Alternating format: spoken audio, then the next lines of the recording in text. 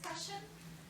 Thank you everybody for coming to this particular panel discussion, and thank you the participants of the discussion for accepting this invitation and probably sacrificing part of your free time, given that it is Valborg and night, and you came here. It is highly appreciated that you guys found time to come here. Thank you.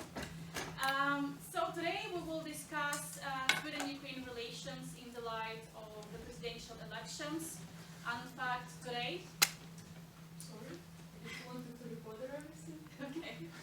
And in fact, today we received the information from the Central Electoral Commission that the results have been finalized in a way, all the votes have been counted, and now it is official that 73.2% of voters, which is about 13.5 million, actually voted for Volodymyr Zelensky, who is now our president-elect. And Poroshenko received support from 24.5% of the voters. So altogether, it is 4.5 million of voters who came to the polling stations who supported Poroshenko.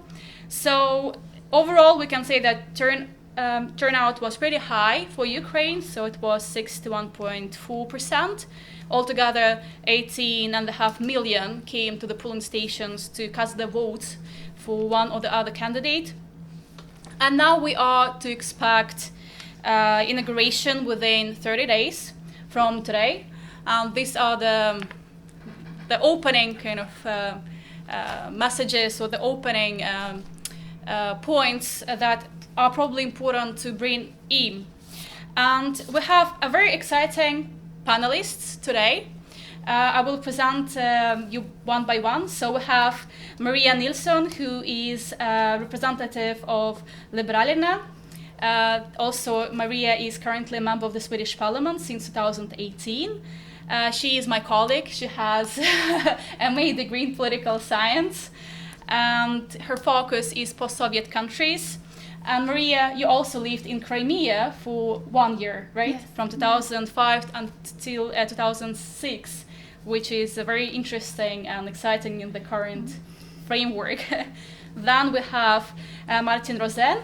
Martin, you are Deputy Director at the Department for Eastern Europe and Central Asia at the Swedish Ministry of Foreign Affairs and responsible for relations between Sweden and Ukraine. So again, fantastic to have you here because you are the person who is responsible for Swedish policies towards Ukraine. Well, or maybe that is great, you know. So, and you've been working with the area or with this region since 2009. But also not only with Eastern Partnership countries, but also with Russia. And you also served in European External Action Service, but also in the Embassy of Sweden in Georgia. So welcome here, very exciting to have you. Then we have Alina Zubkovic. She's a former postdoc researcher at Center for Baltic and East European Studies at Södertörn University. And she conducts research on Crimean Tatars and internally displaced persons in Ukraine in relation to the annexation of Crimea. And also she is a deputy director of the Ukrainian Institute in Sweden and also vice president of Unga Ukrainare i Sverige. Welcome. We also have Göran Patterson, who is our long-term friend, so to say. He is not new to our organization and we are not new to having these different relations in terms of presentation, etc. Göran is a former member of Swedish Parliament from 2006 until 2018. He was a member of Moderaterna. And he was also serving as a Swedish delegate to the Parliamentary Assembly and also Parliamentary Assembly to the Organization of Security and Cooperation in Europe and NATO as well from 2014 until 2018. He's also a fellow of Royal Swedish Academy for War Science. Welcome, Göran. And last but not least, we have Julia Jurchuk, who is a postdoctoral researcher at Södertörn University. Julia is a historian herself, and her project, her research, relates very much to the question of religion and politics in Ukraine, as well as religious actors in the past and the present. So welcome everybody. My name is Karina Shokich. I am a spokesperson of Ukrainian youth in Sweden, and also I'm a research fellow at the Swedish Institute of International Affairs. And today we have two organizations who actually helped organize this event. It is Ukrainian Youth in Sweden and also Utrikespolitiska föreningen at Stockholm University. So thank you very much for helping organize this particular event. So I propose we start this conversation. It will be taking place in a form of questions and answers format. So I will have my questions asked about general reflections about the elections, how they were conducted, but also the current situation in Ukraine. And we will finish with a discussion of Swedish-Ukrainian relationship, the current format and the future possible formats of cooperation. And then I will open up for questions from you guys, from the audience. And then we will have exciting part, catering. Cool. So then my first question is to everybody of you guys. And I just want to ask you, what are your reflections about the electoral campaign and about the results of this election? What are your major takes on it? Maybe you learned something that you didn't expect to learn from this process. So what are your impressions, very briefly, if you can share? Maria, can you start, please? I had hoped to go there for the first round, but unfortunately I could not be there.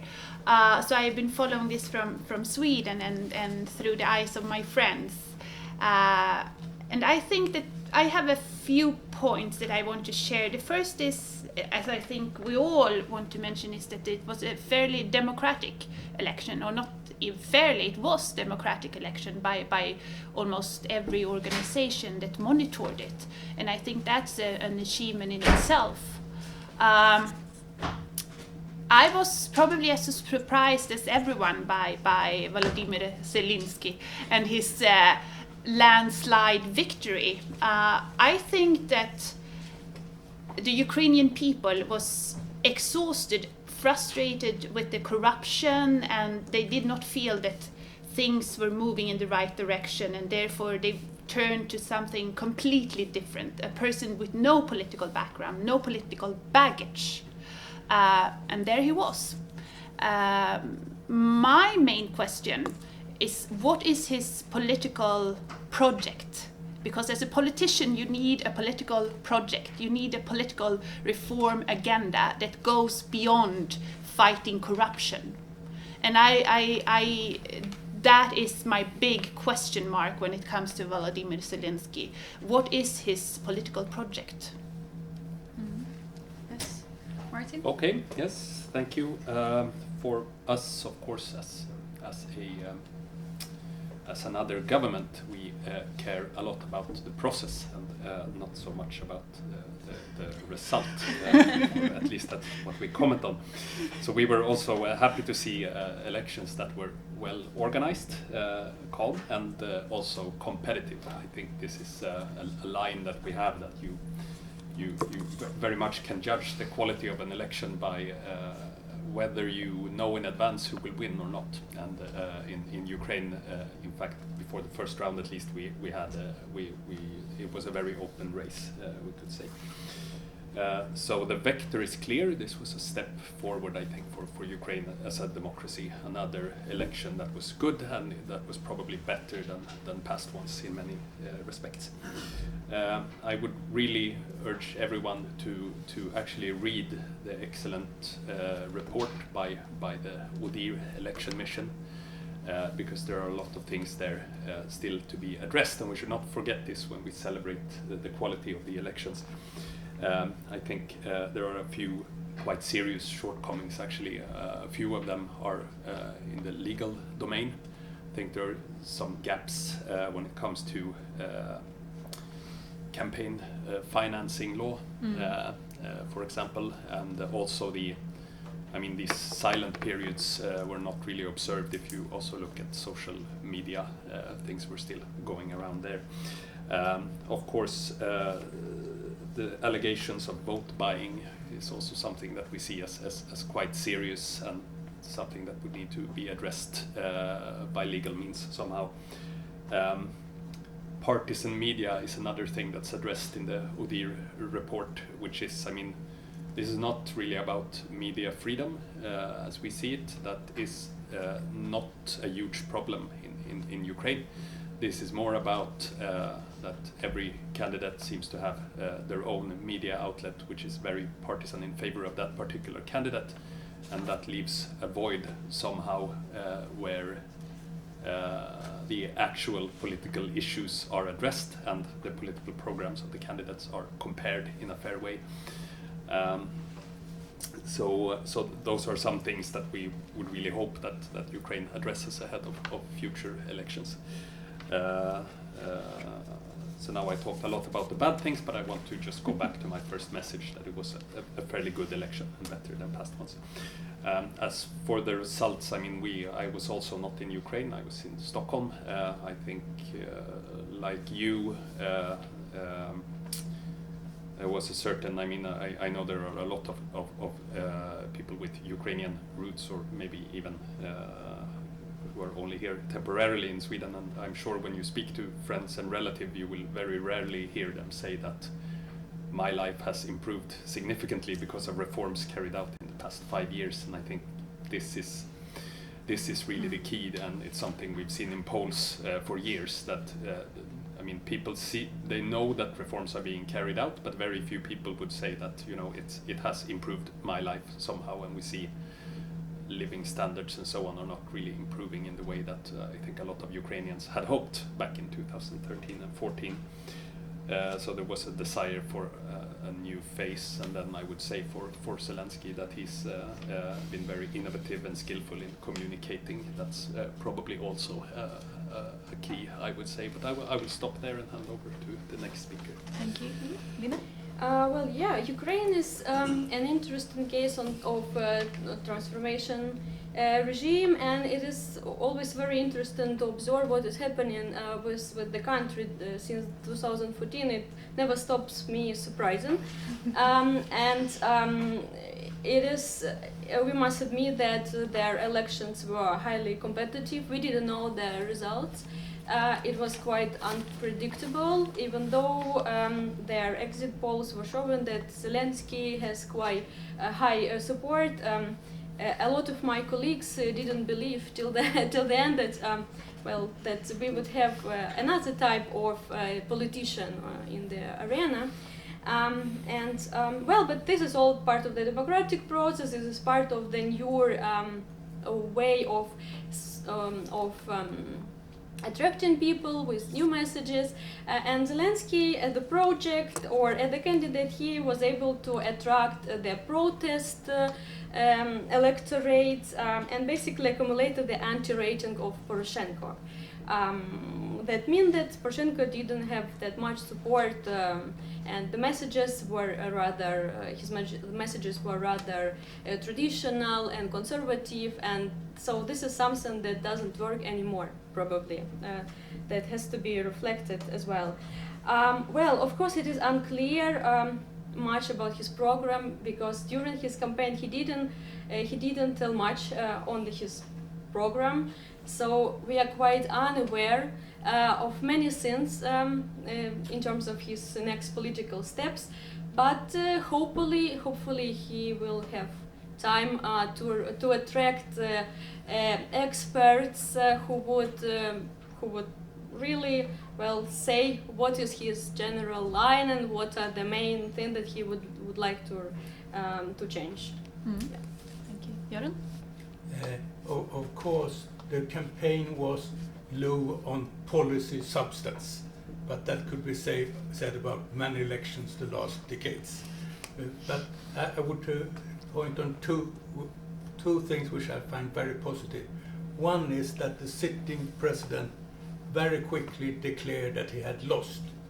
And if we now can see a peaceful transfer of power, that is one of the best signs of a working democracy, where the losing side steps down and hand over after an election.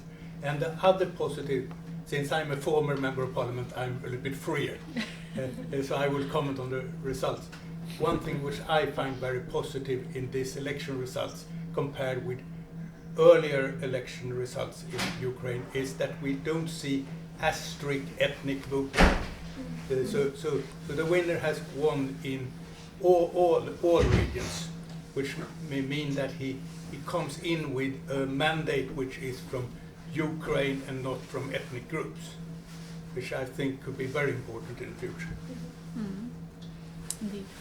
Julia? And it seems that I'm the only one who was not surprised at all with the results.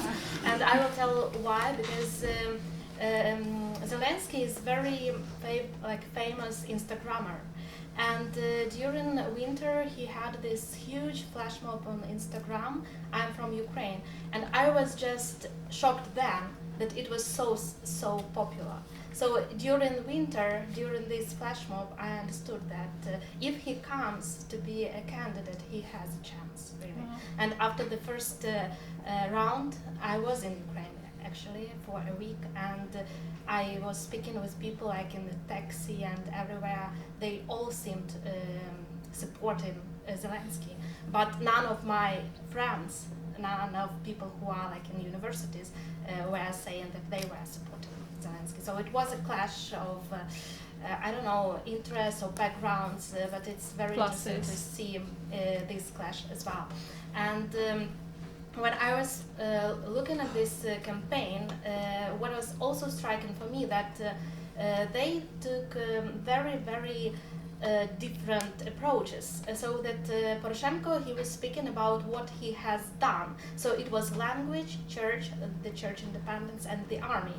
What he actually reformed in a way, because we didn't have any army, right? But Zelensky was wiser, or I don't know, but like maybe more smarter in this way, because he was speaking only about future. He has nothing to speak about in the past because he's not in the politics at all. But he was speaking about promising the new life without any kind of substance inside. And it was such a good strategy because everyone could see themselves in this form, so that the taxi driver could see his dreams in this form, which was like without any content. And my niece, who is 20, who could see her dreams, which were maybe different, but they could see it in one person, which is very interesting.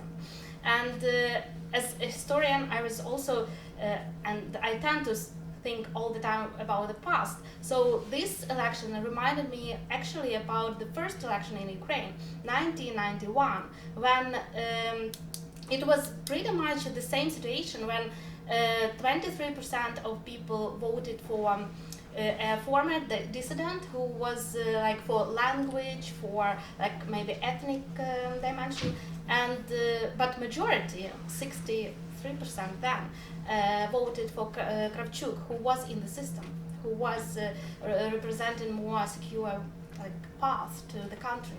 So I think that of course now I don't know what Zelensky is, so I cannot see any other parallels. But for me, this numbers were striking. They were the same: 25% for Poroshenko, 23% for Chernovil, and also the fact that then Halichina was like the most western part of Ukraine, were voting for Chernovil, and now this is the part which was voting for Poroshenko. So for me it was like, wow. Like thank you. That's very interesting historical parallel. Therefore, it's so important to have historians in such panels. Fantastic. And yes, of course, as everybody of you mentioned, that's pretty difficult to talk about what Zelensky, President-elect Zelensky, will do when he takes the office, because he doesn't have a clear program. He doesn't have any clear political statements. They are more like slogans rather than clear plans. That we cannot cover, of course, but what do you think would be his major challenges, right? I mean, there are numerous obvious ones. The ongoing war, Crimea is occupied, the permanent issues with Crimean Tatars, right, whose rights have been violated on the daily basis. And already today we received the news that yet another couple of Tatars, they were arrested, and some searches, violent searches, took places in their homes. So that is of course something that we've been living with for 5 years. But what else do you see as new and challenging issues for him and his campaign? Who wants to start? Well, I mean, he has. Thank you very much. I learned a lot. Thank you. Because when we listen to the definitions of Zelensky, I would say he's been compared to both Trump and to Macron. And I would say that there are slight similarities in both aspects. I mean, Trump, very similar in terms of the non-existing message or very light message.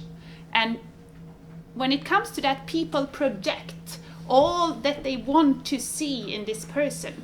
And I believe that's a risk, because that is probably what a large number of the Ukrainian population has done now. They have projected all their wishes, their hopes in Zelensky. And now he has a great task to live up to them. And of course, when they projected all these hopes and desires and wishes, the potential of failure is also great. So in the message, the simplicities in the messages, he's very similar to Trump. In Macron, I would say the way that he engaged the younger generation of Ukraine, there are similarities to En Marche, the movement in Ukraine or in France. But I would say his main challenges now, apart from what you mentioned, is actually to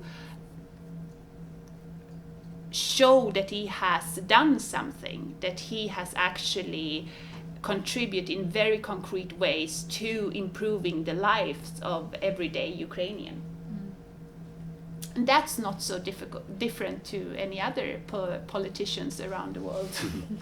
But that's his main challenge, I would say.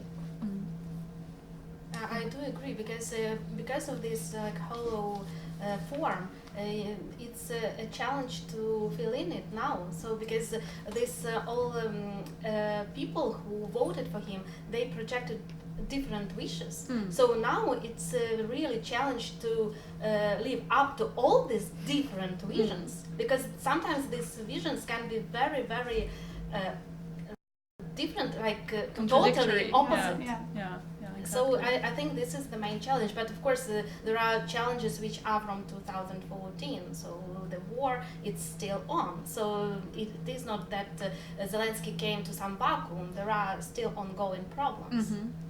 Right.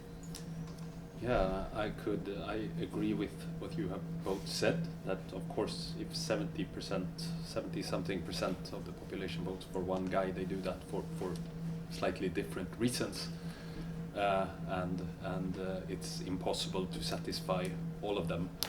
The other challenge, of course, is that Ukraine doesn't really have a strong presidency when it comes to especially economic policies and so on. So he will need support from the old parliament until October, and then he will need, after October, support from a new parliament, and this is of course a challenge. That, I mean, if, like we have said, it's very much about improving the daily life of people. That's what expected. But this is really something that the parliament has to deliver. Then there's of course that is of course a big challenge. Along with, I mean, we cannot forget, of course, the illegal annexation of Crimea and the Russian aggression in eastern Ukraine, which, aside from being costly, it just requires an enormous amount of political capital to work, spend a lot of work and a lot of your time on this every day as the commander-in-chief of Ukraine, which makes it difficult to do anything else, I think. So those are the main challenges, I would say. I think that, I would agree with everyone that the most difficult for him will be to live up to the expectations, and since those expectations could be quite contradictory, because I like this analogy that he is a mirror or a reflection, so everybody can just put any content to him. And therefore, yes, he has attracted all those visions together. But since his electorate support was also yours, I hope that it will be important for him to still stay on the line of European integration and all these general trends that Ukraine has brought to the discourse in 2014 in the Euromaidan.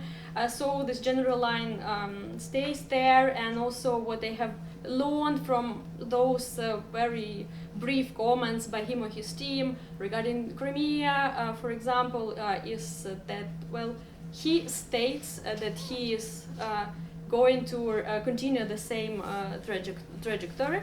Well, and as for other things, of course, he has to finish something that was not finished or done by Poroshenko. This is the fight with corruption, and well, or more, I hope that he will establish the anti-corruption court, which is the very important issue at the moment, and some other things that are also very speaking, like land privatization.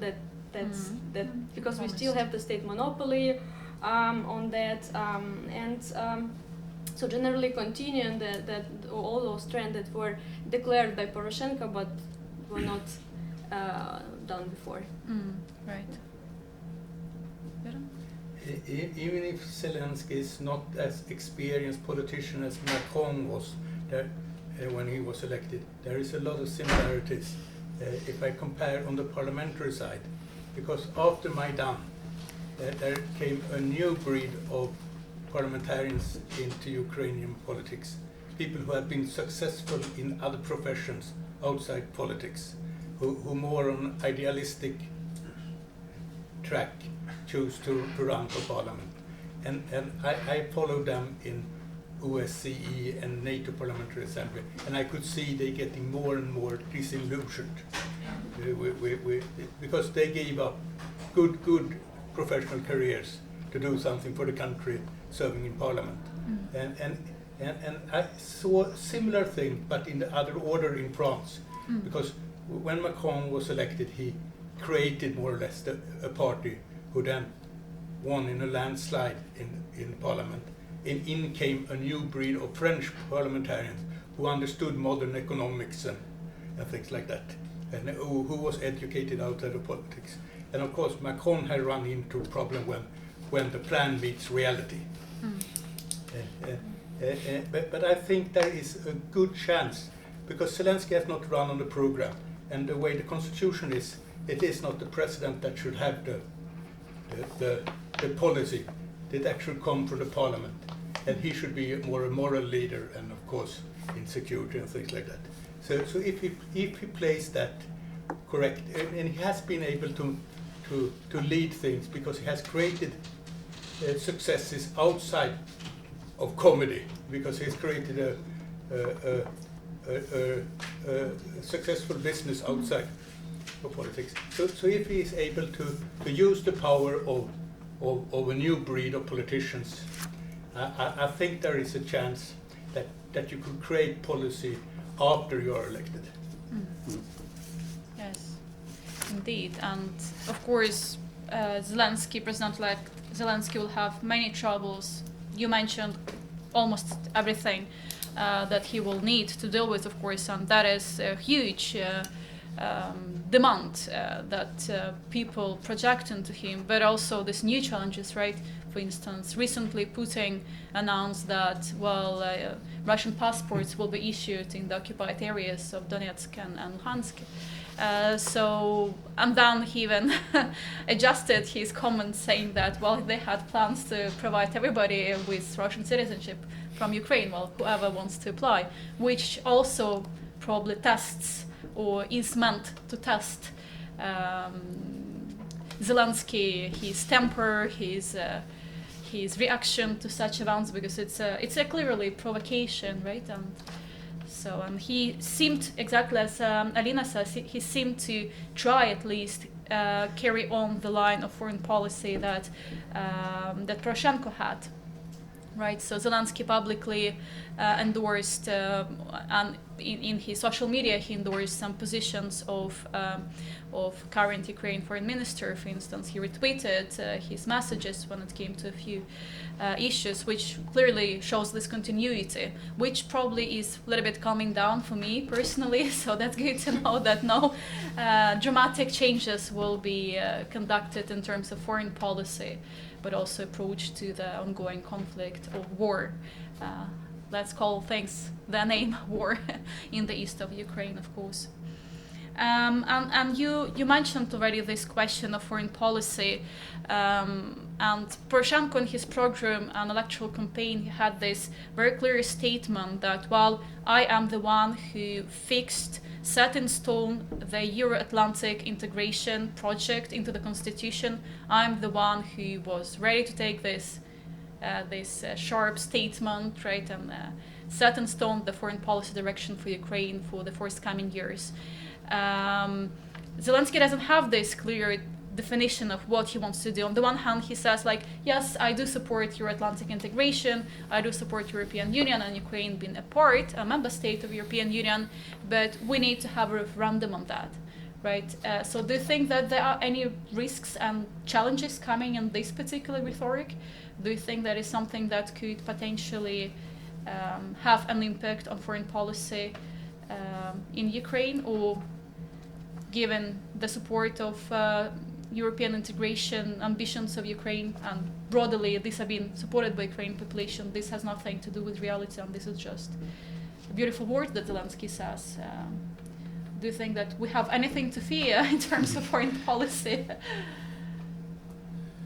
Okay, I can maybe start on this one. I mean, Sweden is a country that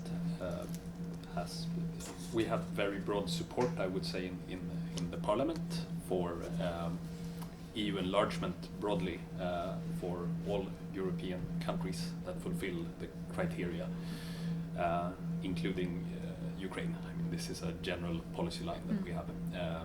I think for Ukraine, it's of course it's welcome with clear aspirations to join the European Union, and even institutionalizing this in the constitution is also fine.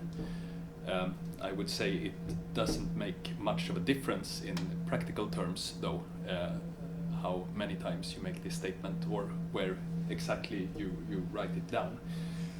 And I think what Ukraine really needs to do in order to actually practically get closer to an eventual EU membership at some point in the future is to work on the content of EU integration, which is codified, as you know, in the EU-Ukraine Association Agreement. And this is really, I mean, something that I think not only Sweden but all EU countries and the European institutions as well are conveying quite clearly to Ukraine now, that, you know, it is fine to have a high ambition, but it is also a lot of hard work that needs to be done to make that ambition reality. And this is not unique for Ukraine. I mean, it's the same for every country that has ever joined the European Union, including Sweden that joined later.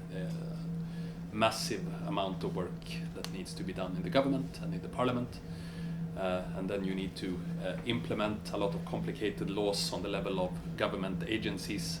Sometimes you need to build completely new institutions that didn't even exist before, and this does take a long time, and it requires a lot of determination, and you really need to mobilize resources and so on. And of course we realize that this is very difficult in a situation where you have experienced two very serious financial crises in less than a decade. You are also at war with a very powerful neighbor that has taken away part of your territory. We understand all of this. It again makes little difference to the final assessment of whether you actually comply with the criteria set for EU membership. So this is really the main thing. I mean, I think the difference in this sense between Poroshenko and Zelensky is very superficial. That would be my answer to that question. Yes. Maria? Yes, I'm not as a politician. I can be a little more pessimistic and optimistic and so on a more not so objectical. I am more pessimistic on the side of the EU, and that comes from. I mean, I come from a very small party in Sweden, and we get smaller by the day. And we had a conference, or when we were going to set our program for the European election coming up at the 26th of May. And I wanted to, and I pushed for, in that program, we should have very clear writings regarding Ukraine and Georgia and membership of the EU. Not just about sometime in the future we are welcoming Ukraine, Georgia, and we see positive on their path of and so on. But I wanted more sharp and more clear writings, and it was not my suggestion did not win so the writings in our European program is now more vague, coming to Ukraine and Georgian membership of the EU. And I come from a party who is very positive in terms of EU, in terms of enlargement and so on. And I think that the past experience in regards to Romania, in regards to Bulgaria and so on, has slowed down the eagerness of the enlargement of European Union, at least from the political side of it. So I'm not as optimistic when it comes to the EU to want to enlarge. I hope so. It's my personal, I do hope. I would want more clear writings on that and more clear speech on it. But I'm a bit more pessimistic. And I also think that in regards to Russia, we must keep in mind that the main aim of Russia in terms of the European Union is to rule and divide. And how do you do that? By keeping an ongoing war in eastern part of Ukraine. You make sure that the EU cannot become a member of the EU, as the EU cannot enlarge a country with an ongoing conflict. So that's in itself is an aim for Russia. I mean, we see that in Georgia. We see that in Moldova with Pridnestrovia, conflict that we seldom talk about. So that is in itself an aim for Russia, to keep this conflict going and to divide the European Union, which we see Russia doing in several other ways. Right. Göran, do you have? You said what we see and what we should be afraid of. I think it would be good if you hold back on rhetoric and do the homework and put focus on doing domestic reforms. Because I think it little bit, like Theodore Roosevelt said, speak softly and carry a big stick. If you transfer this to Ukraine, you should be low on rhetoric and high on will to reform and make your country prepared for joining. Because joining is not the important thing. The important thing is make your country fit to join. Yeah, that is a good perspective. And given even this enlargement fatigue of the EU and member states, there is, from the side of the EU, might be some issues or some kind of prolongivity of the process. But what is the perspective from within Ukraine? How did the candidate or the president-elect in particular, how does he see the enlargement or potential of Ukraine to become a member state?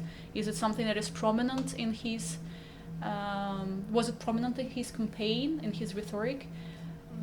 In the Zelensky rhetoric. Yeah, or to compare also Zelensky and Poroshenko, what is Because Poroshenko was very clear that we are going to EU, and he was like repeating it all the time. But with Zelensky, it was not clear what he's meaning, because he was saying that I'm ready to negotiate with Putin, and it made a lot of people angry because what it means, how to negotiate. But at the same time, he said it's not possible that you will withdraw this right to travel without visa. So this kind of visa issue was also big in Ukraine, and it still is. And Zelensky was ensuring everyone that no one can withdraw this right. But I don't know. He was not clear about what his view on this kind of relations is, so I don't know. But given the internal politics, do you think there is a plausible scenario that that he could change foreign policy of the current government? But the president, he can kind of strategically change something when he has support of parliament. I don't know which parliament we will have in half a year. Maybe it will be also a surprise. And I don't know, but right now it doesn't seem that it will be possible to change drastically, at least the rhetorics. But in practice, this is a very good question, what will be done in practice, because everyone seems to have this wish to have reforms working, but they are not. And whether Zelensky will do something for reforms or not, we will see. But he's not like almighty. Right. Well, I just can summarize everything because I agree with everyone. Because yes, Ukraine is country in war, and it is physical, it is hybrid war, and therefore my highest concern is well, the next steps that will be done as relation to the provocation that would totally appear from like Kremlin side. Therefore, concern about the next steps, and also the issue of Crimea. I think we will maybe talk about this later more in details, but still the question of political imprisonment of Crimean Tatars who are oppressed there, and all this has to be somehow the policy has to be made on this. There have to be decisions, and this is the highest concerns, what to do with this, and also the question then with their reintegration. If one day we finish the war, if one day Donbass is deoccupied, what to do with these territories, what to do with people, how to reintegrate, and so all of these questions appear, and we don't have this clear understanding of what to do. Right. And then I had a question that is probably more related to Maria, Martin, and Göran about the domains of current cooperation between Sweden and Ukraine, because everybody of you mentioned reforms and the necessity thereof. And indeed, these are important when we talk about potential, hypothetical accession to the European Union, but also possible joining of NATO one day in many years. So what are the current collaboration between Sweden and Ukraine, and what are the domains in which you have collaboration? You've been working in the parliament for quite many years, so you can also have a historical perspective, or give a historical perspective of how things... Let me give what I see as one success story. Yes, please. The Swedish embassy in Kiev, they handpick a handful of parliamentarians. This must have been in 2014, who came to Sweden for indoctrination, I would say, during a week. Capacity building. and got briefings how Sweden works. And I felt, when I was sitting in on this, I felt this is very Swedish. We think we are the best, so we tell everybody else how you should run a country. Actually, I had the pleasure to follow these people, and of course some of them lost now in the election because the Minister of European Integration, for example, who has a too complicated name to pronounce for me, she was in it. And also I gave example of these young people who came in with education, and I've been able to follow them through their work in different committees in Rada now, and I think that was a good payoff for the Swedes. So I think those kind, and of course you guys, I have had the pleasure to follow you guys too, young Ukrainians. Yeah, you've been a great friend of our because organization. you are a capital for the country of Ukraine. A lot of Ukrainians going abroad and study in different parts of Europe, and both what you learn in university, but also what you pick up from society. And I think that could be a source for Sweden to keep helping Ukraine by this going back and forth. And to what extent these capacity building collaborations endure or continue in time? Martin, do you have many of those? Yeah, I mean, most of our programs that we have are quite long term. I'm going to do the advertisement bit now. We have we are the 7th biggest donor to Ukraine, actually, Sweden, with some 240 million Swedish crowns per year in the current period. What we do is very much aimed at there's a broad umbrella of EU integration that also, I mean, it's not only the kind of technical issues in the association agreement, but also softer issues having to do with democracy and human rights. So we do quite a bit of support to civil society. I mean, we don't work very differently from the European Commission, even though we can do, I mean, we do slightly smaller projects because we have less money for each one. But I mean, it's very much, the idea is very much that we support a reform that Ukraine wants to do. This is, I mean, when we work with the authorities, we don't impose anything. We don't come in with, you know, a pre-written proposal for a law or something. And I mean, we work with the reforms that Ukraine wants to do. That's very much the basis. There are a lot of success stories, I have to say, both for us and for the Ukrainian government, working with, I mean, in kind of a triangle with these younger parliamentarians, civil society, and the international community. This has worked very well in justice sector reform, for example. Those parts of the justice sector that have been successfully reformed.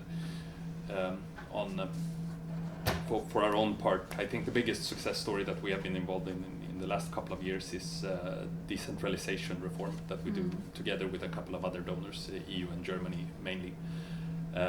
This has been very good. I actually went to SKL, Sveriges kommuner och landsting, which is kind of a interest organization of the regional and local authorities in Sweden, who are implementing a lot of this, and they explained very well how they had worked. And what was particularly nice was that they had some 25 Ukrainians who were now the champions of this project and going around Ukraine training people. So it's not, you know, we are not doing, we are not missionaries.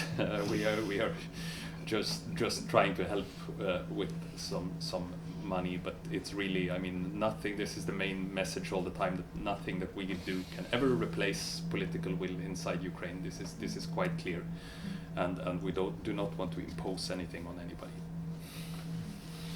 Maria, do Liberala have any collaboration on bilateral manner with Ukrainian parliamentaries or any other groups? No, not at the moment, unfortunately. No.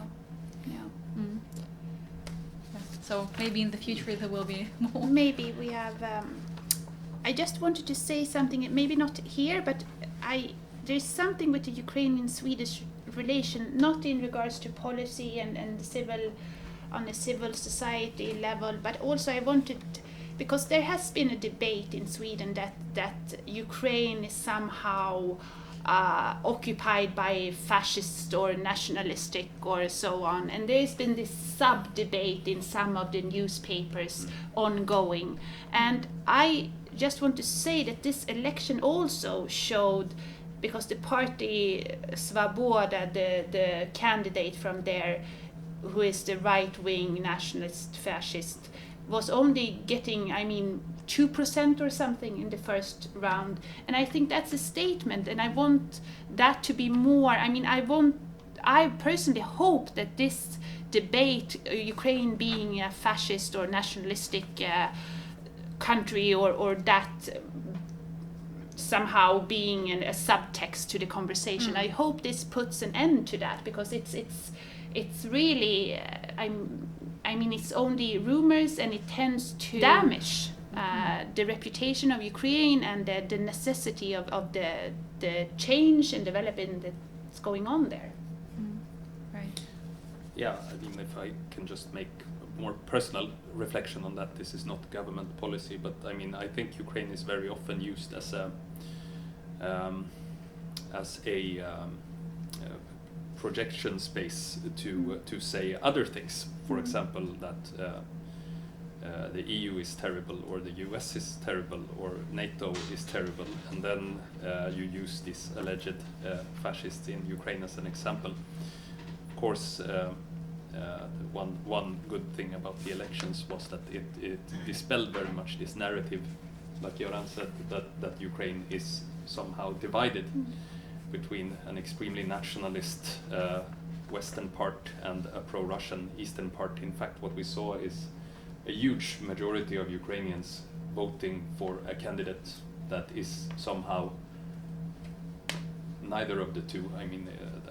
Russian-speaking and Jewish by Yes. nationality. Yeah, exactly. That's that's Zelensky, but we can also take a person like Tymoshenko, for example, who to me doesn't come across as particularly pro-Russian or nationalist Ukrainian. So then you already have quite a large chunk of the population who thought something else was important when they cast their vote. And I think this was good for Ukraine's reputation. It will be more difficult to make that argument now about a country which is divided in two halves. Right. Yes. I would like also to comment on this, because what we see is that how the reality deconstructs the myths, and the same situation was basically in 2014 when we had elections, because when Poroshenko got his victory in the first round, this also demonstrated that there were no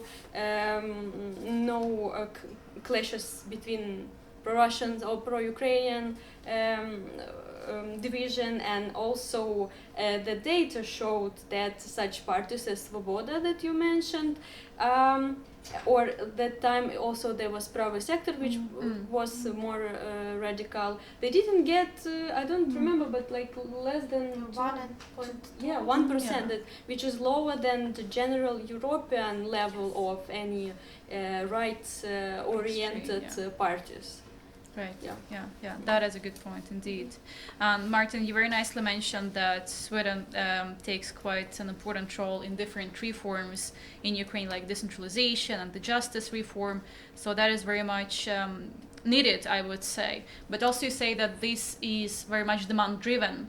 If there is demand, if there is interest, and probably political will to reform a particular sector, then this cooperation will be initiated, right, from the side of the Ukrainian public officials. But then the question to the Ukrainian experts, Alina and Yulia, do you see any particular policy areas that are missing from these collaborations, or anything that we overlook when we talk about the need to reform, when we are being outside, and trying to project our wishes? No, but absolutely, this is justice reform which is needed for the most, and I think that even during this between these two rounds period, it was really visible how this lack of reform of justice system plays against the Poroshenko, who probably could have been more interested in this reformation. So I think that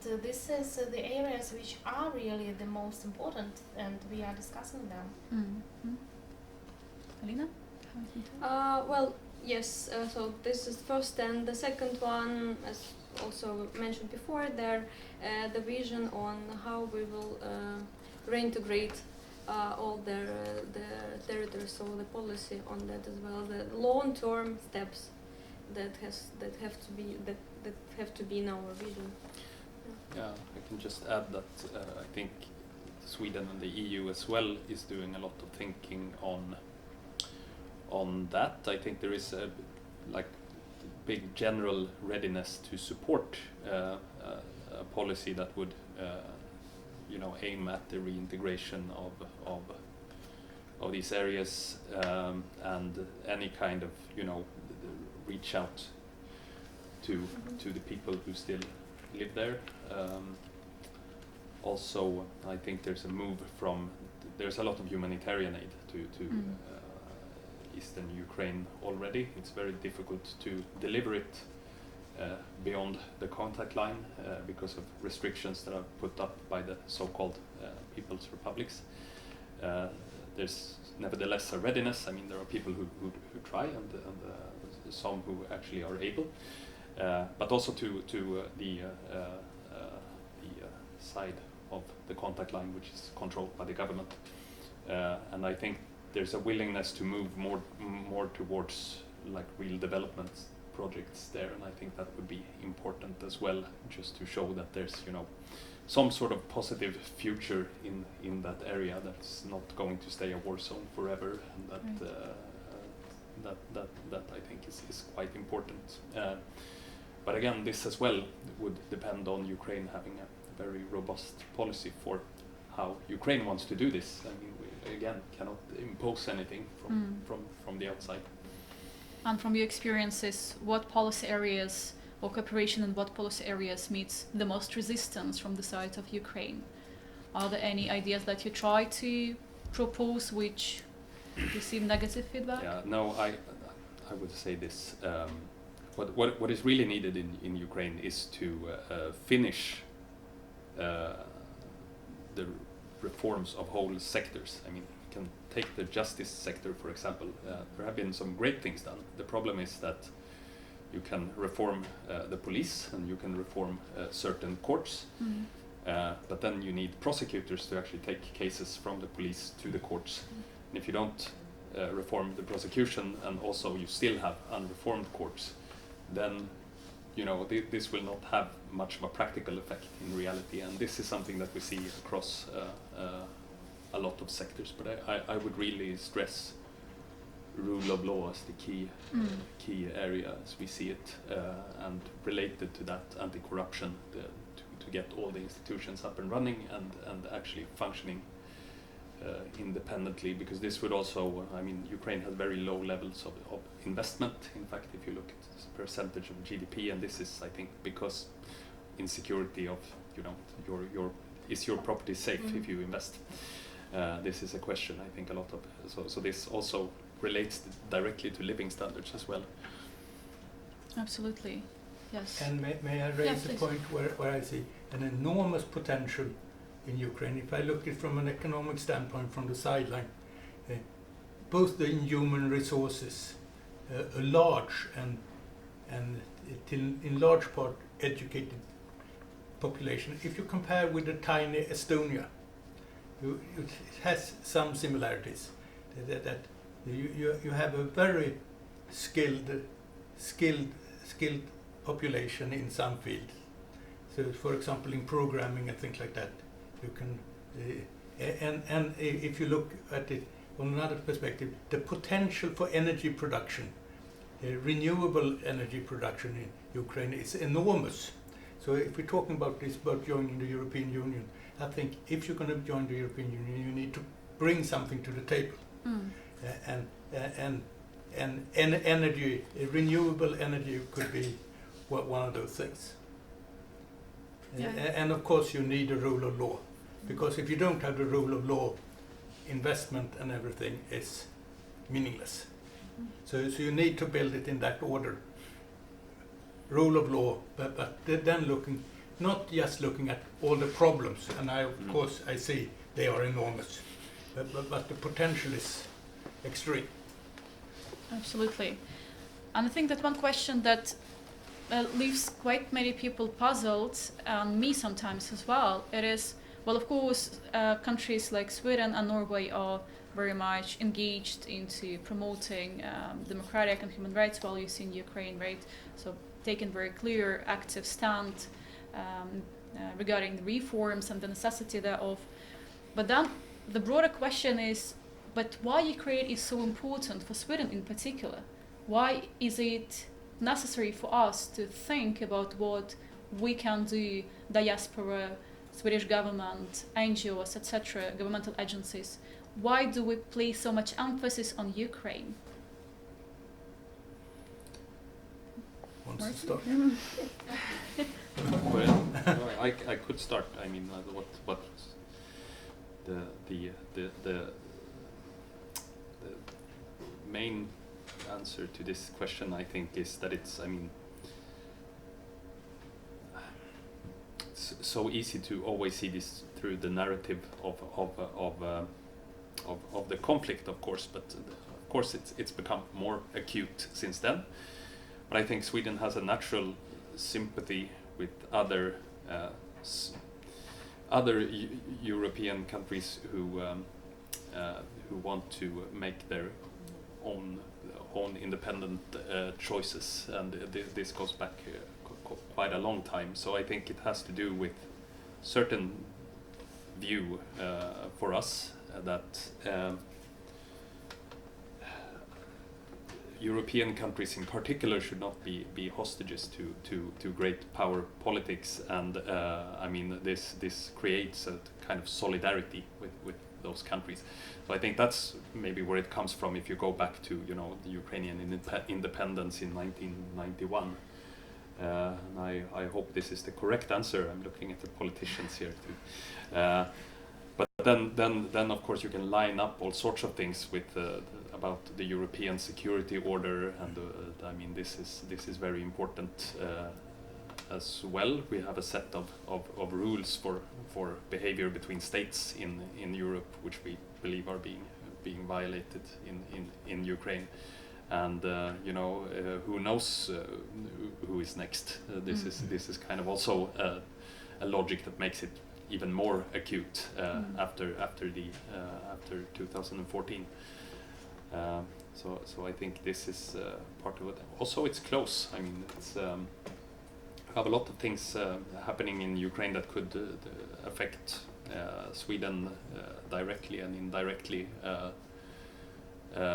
All sorts of results from poverty and low living standards, you know, and all that comes with it. We had, I mean, one very clear example a couple of years ago. There was an outbreak of polio in Ukraine because of poorly handled vaccinations, and also because of skepticism among the population of vaccines and doctors in general.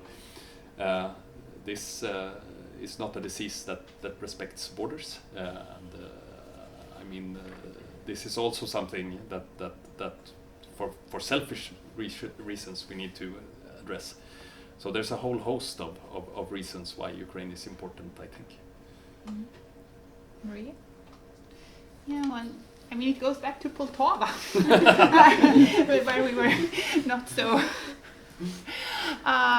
No, I will not repeat what you mentioned. I think that Ukraine has also proved to be a wake-up call in terms of the Swedish defense spending and so on. You mentioned the security order, and it's been an argument for Sweden to increase our spending, and given the situation with the occupied Crimea and the war in eastern Ukraine. I am more puzzled. I mean, we have a great interest in Ukraine, and we support Ukraine on a policy level and on in terms of development aid and so on. But I'm still puzzled that it's not more done to focus on Crimea and to eastern Ukraine, and I mentioned earlier the Prenidestrovia in Moldova, the South Ossetia in Georgia, I think that there should be more political attention to addressing these frozen conflicts, which, I mean, apart from Eastern Europe, Eastern Ukraine, the rest of them are frozen conflicts. And I think that politicians in Europe should pay more attention to solving somehow. I mean, it's incredibly difficult, of course, I know that, but we have a Minsk agreement that is broken every day, basically, in eastern Ukraine. And I think more should be done in terms of that. And I have two very recent examples. We have a group in the Swedish Parliament working with human rights issues together with Amnesty, and I addressed if they had any political prisoners in Crimea that we could focus on, and they did not have any. And it's not because they do not exist, it's because the attention is not placed on Crimea in terms of these issues.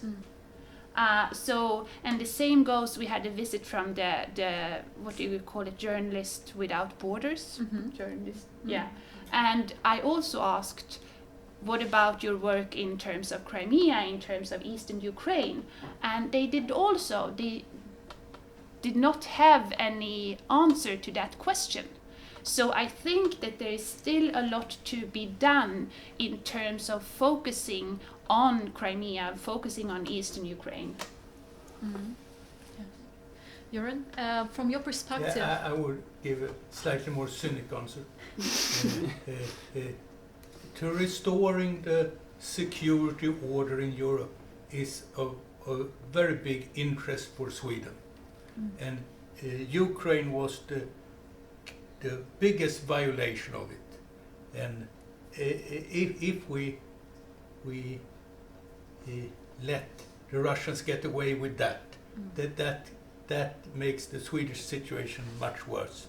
So for that cynic reason, Sweden should be interested in Ukraine. And of course, then there is this more idealistic thing. And of course, Sweden is very often down to business. And Ukraine is both historically, being from Roslagen myself,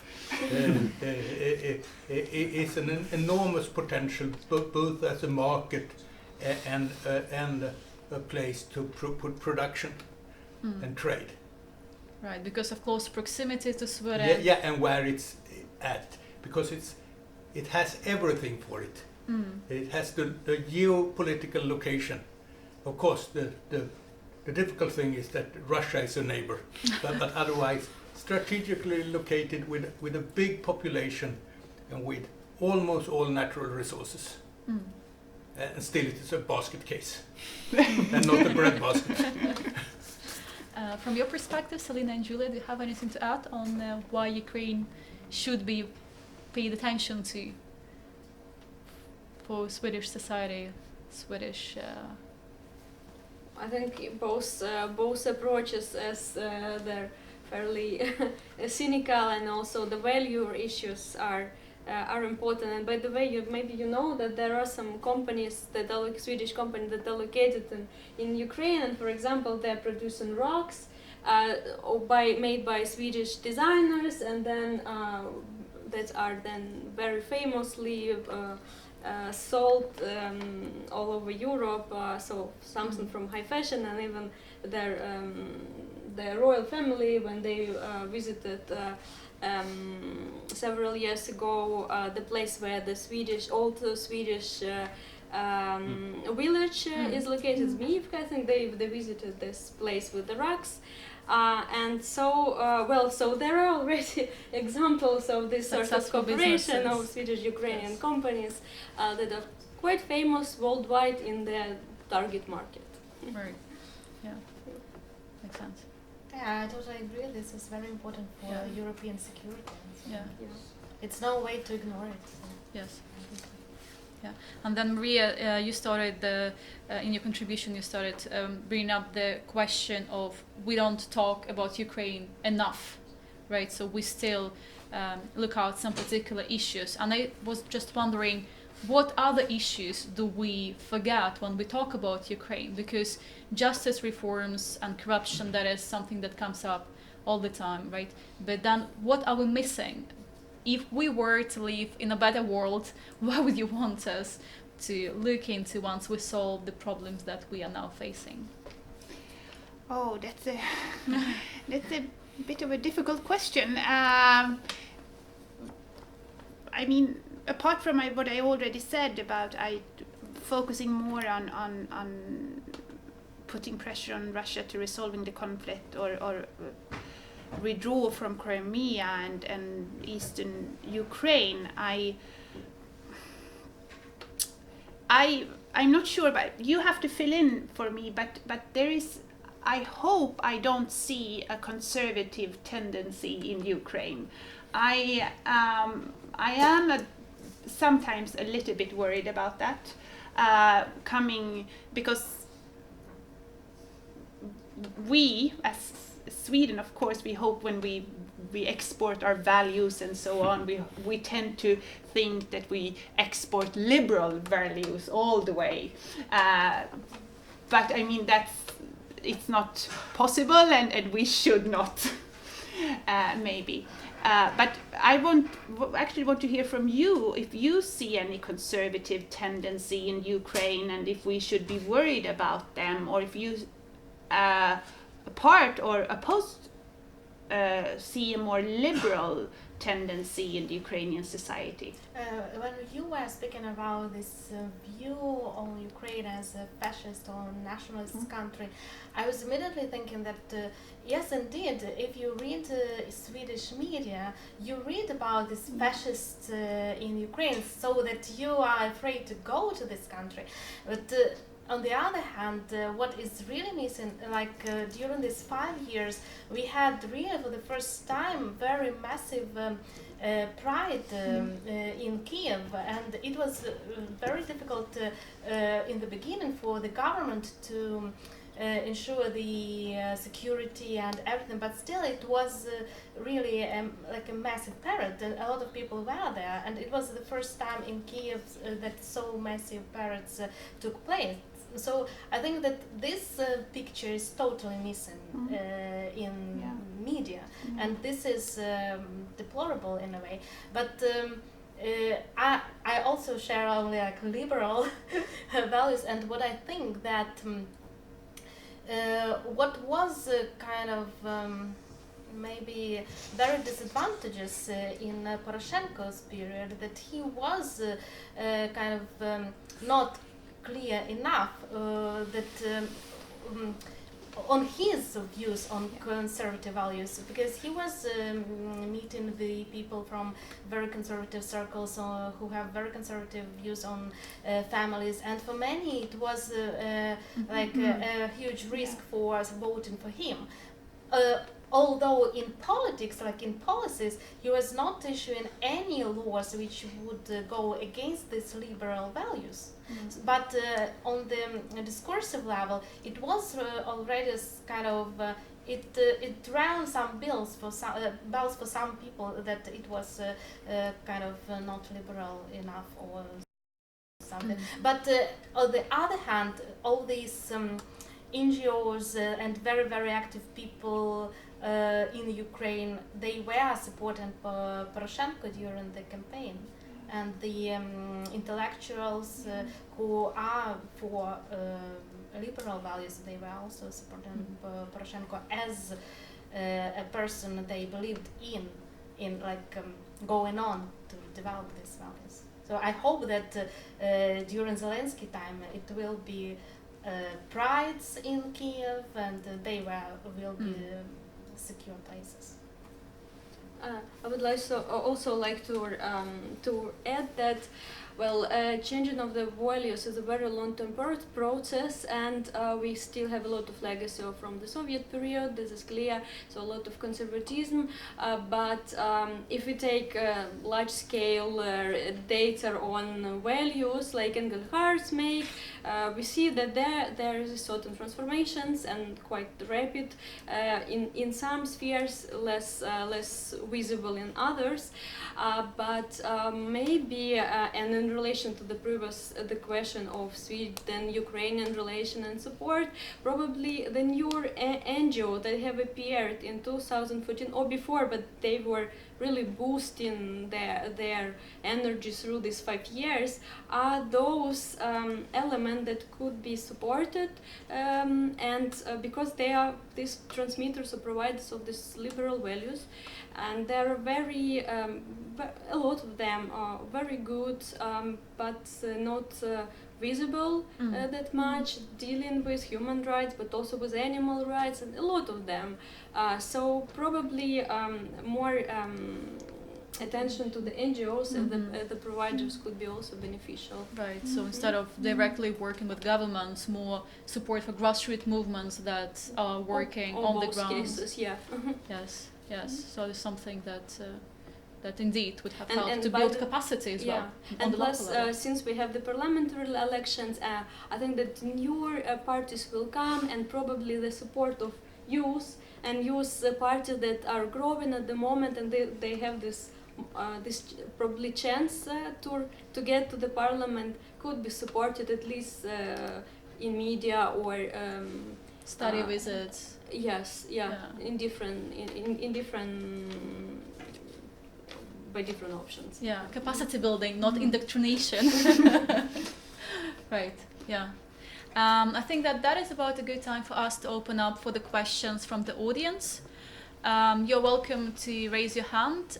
Please present yourself. What is your name? And ask your question. Please.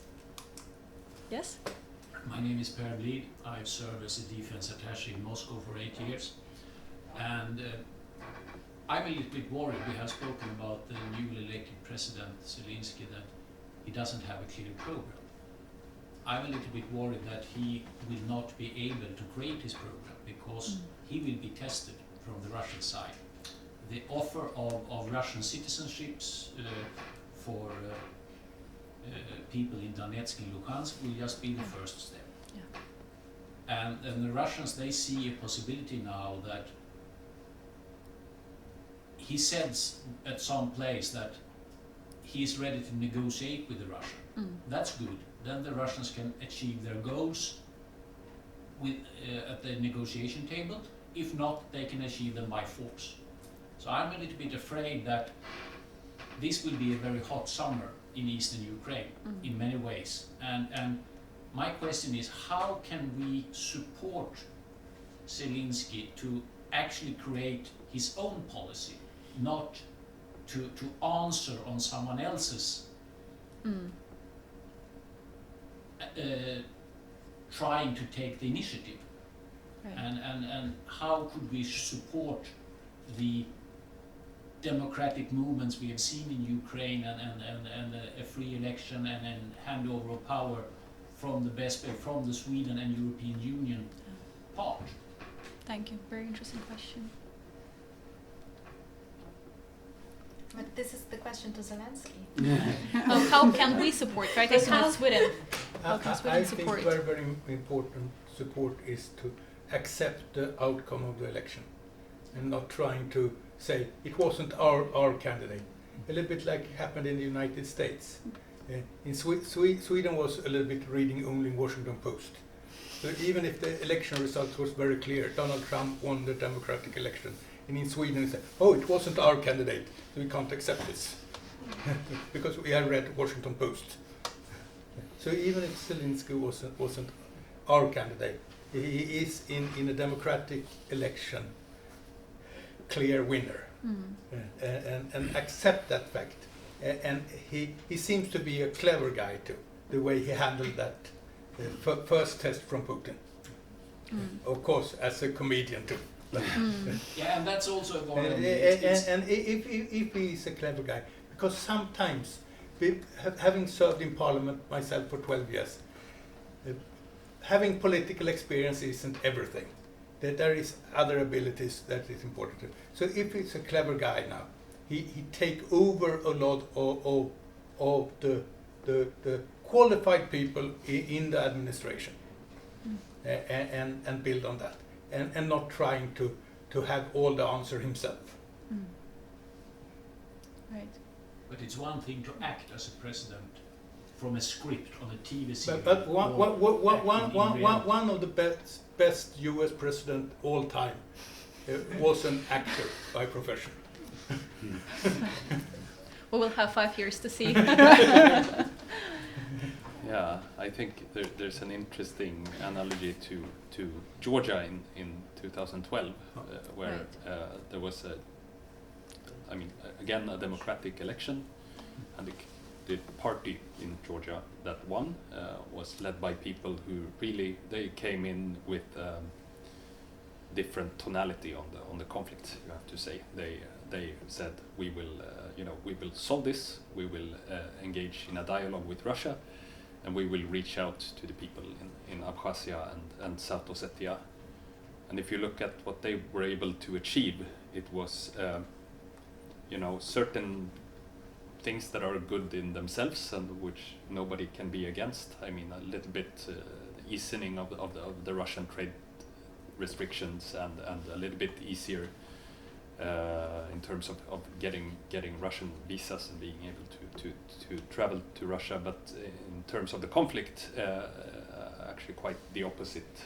And these infamous fences along the contact line started or continued to move even quicker than before.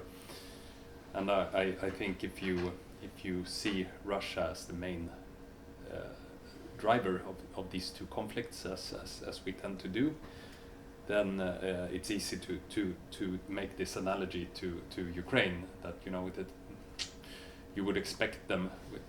Zelensky also came in with a slightly softer rhetoric, and he's met with exactly the opposite once he takes office. And the truth is, it's very difficult to do anything when you're dealing with a country which seems to be quite comfortable with things as they are, and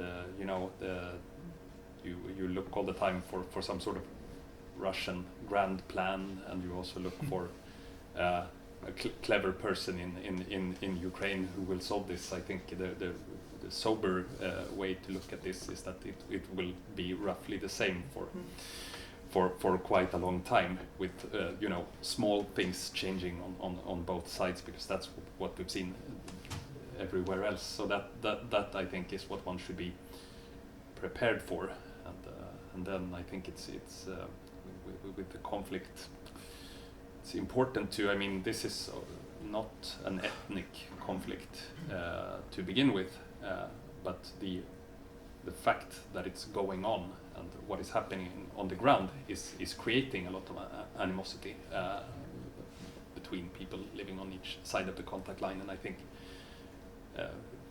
countering that is probably the most important thing for that Ukraine can do, both in words and in deeds, because otherwise you risk having an artificially created animosity between people on each side of the contact line that wasn't even there in the beginning, but that was created because of shelling and shooting back and forth for years and years. Yeah, please present My name yourself. is Svetlana Kuzichenko. I represent here Andra Sweden. It's Adventist Agency of Development in Sweden. So it's a charitable organization, and as a worker in a charitable organization, I can see that such a government organization like SIDA and many others that are providing charitable organization in Sweden that are sponsoring other countries. They place Ukraine in the fourth group of priority, which is the last group of priority for humanitarian needs, AIDS. Do you believe that, and that was a tendency within the last 5 years, basically what had happened in Ukraine, what we could observe, that the humanitarian needs were increasing, but European humanitarian aid was actually decreasing. And Sweden was also part of it. To me, it is strategically illogical because I would like, if I were on the place of Swedish government or politicians, I would like to help to the country which is on the side of the euro, to help even people, poor people, to fight their poverty. Because otherwise we come to the result when the poor people is having tendency to vote for stopping war by any means, even becoming a part of Russia. And to me, the results of this election are saying that Ukrainian bigger part, majority, part of simple Ukrainian people, not highly educated, maybe not elite, have chosen more loyal to stopping, more loyal candidate that might stop the war by any means. Thank you for your question. So the question. So the question is, how do you believe if the Swedish government or Swedish establishment can help to move Ukraine from the fourth part of priority group of helping with humanitarian aid to more higher priority? How to do it? Because for the reasons that I declared earlier. Do you understand my question? Yeah, sure. So, I mean, now I'm going to get a little bit technical. There are two kinds of aid that we provide to Ukraine. One is, or there are several kinds, but the two major ones are development assistance, and the other one is humanitarian. There is the argument that you are making and that I am also making internally, that Ukraine is of particular importance to Sweden and we should really focus on it. The reverse argument is that when we distribute humanitarian assistance, then we have to compare, we really have to compare the suffering in one place with the suffering in another. And it's hard to argue that people in Yemen, for example, are better off than in Donbass. And then on the more development assistance side, you also hear this argument. I mean, the Swedish assistance to Eastern Europe in general is questioned a lot from time to time, because Ukraine is not a poor country if you look at this globally. It's a very poor European country. But globally, I mean, there is no case for doing poverty reduction in Ukraine, and the result that we have in Sweden and elsewhere is, as very often, a compromise. That's my boring answer to this, that we have not as much money as Ukraine would need, but more than it would deserve based on simple poverty calculations. Ukraine is in the group with such countries like that are more prosper, like Romania, Yep. Albania, Serbia. So it belongs to this group, but Ukraine, or Georgia, for example. But like you said, Ukraine is having an open military conflict, which is not frozen, so it cannot be compared to this group of countries. That is a very Should be complicated question. prioritized. Right. We had another question. Right, Nick? Yes, please. I've read an interesting speculation, which is that Zelensky is in fact could be carrying out the agenda of an oligarch who owns the TV station that airs his popular comedy, and who's also been supporting his campaign. So how likely do you think that this is the case? Well, that's very interesting because we haven't mentioned Kolomoisky. Right.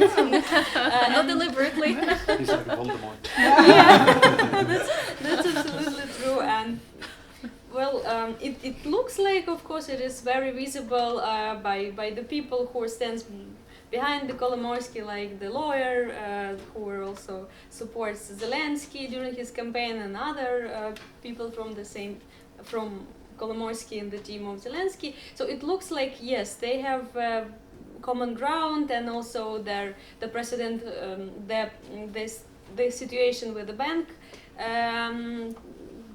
which came just out of blue on the eve of their elections, or the day after, or something like this, makes it clear.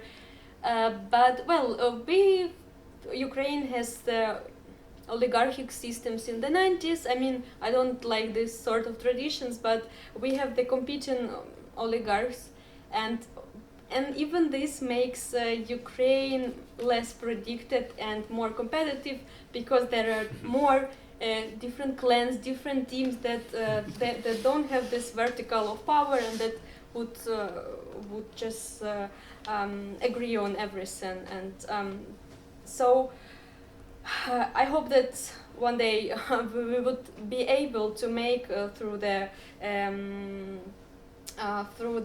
different anti-corruption measures, these people, they're businessmen, and they would be more distant from the power. So far, it is not the case.